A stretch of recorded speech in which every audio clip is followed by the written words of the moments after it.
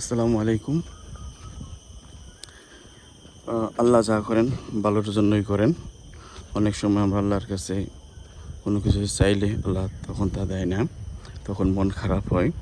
কিন্তু যখন আল্লাহ তাআলা আমাদেরকে দান করেন, তখন উত্তম জিনিসটাই আমাদেরকে দান করেন। তো আমার জীবনে এরকম একটা ঘটনা ঘটছে। আমি অফিসে একবার ইন্ডিয়ার সফরের জন্য আমার নমিনেশন হয় ট্রেনিংয়ের জন্য। তো আমাকে ওই সময় না দিয়ে অন্য একজনকে দেওয়া হয়।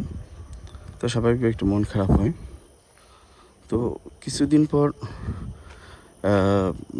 নেদারল্যান্ডের জন্য আরেকটা মনোনয়ন আসে, তখন আবার আমাকে দেওয়া হয়। তখন আমার মনোনয়নটা পাস হয় এবং আমি নেদারল্যান্ডস সফর করি ট্রেনিংয়ের জন্য। তো আসলে যদি ওই সময় আমি ইন্ডিয়া যেতে চাইতাম, তাহলে হয়তো নেদারল্যান্ডস যাওয়া হতো না।